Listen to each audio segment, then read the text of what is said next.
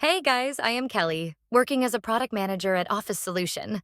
A bar chart normally uses two data to show bars. Adding more data will enable you to use more features. Let's add data in the fields and see how a normal charts appear. Make sure to fill the vertical axis and horizontal axis fields with data. And that is where a normal chart comes into existence, which is populated with X and Y axis along with the bars and their default colors. Let's get the license key and view the advanced features available in this chart.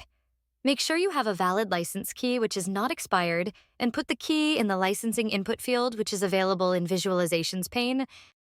As you can see, the features include flip axis that flips the axis, top N which helps to see the top data, bar chart to scatter chart convert dropdown, Y-axis data selector, X-axis data selector, and legend data selector dropdowns.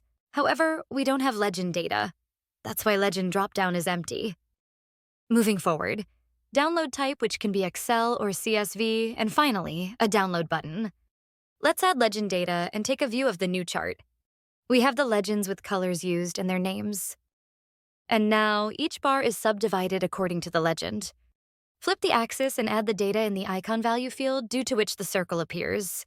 Now we need to populate vertical axis data field, horizontal axis data field, and legend data field to use the drop-down selectors and get the chart according to the selected values. Using the drop-downs, we can view the chart with different data sets. This helps to compare the chart with other data sets and view the changes. Remember to populate the fields with more than one data to use the drop-downs. Let's move on to the Visualizations pane and take a look at the available visual settings. This will help to change the numerical value format. The numerical value format is used everywhere in this chart, as we can see in the chart. Also, it is used in Tooltip as well. On changing it from settings, changes will affect the chart accordingly. Moving forward, we have chart type configuration. Text alignment that is used. They align the text in the rectangles corresponding to the available options in the settings. Sorting that is used to sort the data and reflect the changes in the chart. Top N that is applied to which data field, X or legend. Previously, it was according to the legend. Bar value that can either percentage or absolute. Axis labels. If I write an X label, well, it doesn't reflect anything. Sad.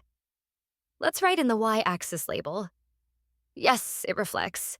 If I flip the axis, then definitely I get the X-axis label. Now, we have more than a dozen of setting that is for chart styles that can be useful to beautify the chart and making this chart more good-looking and more user-friendly.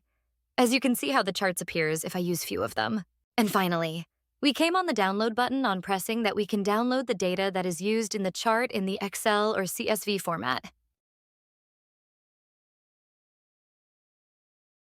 We have downloaded the data, and that data is shown in the Excel, like this. You can use any software to view the downloaded file, but remember it must support the proper data format. Hope this chart helps you visualize your complex data and gain meaningful insights from it. Thank you so much for being with us so far.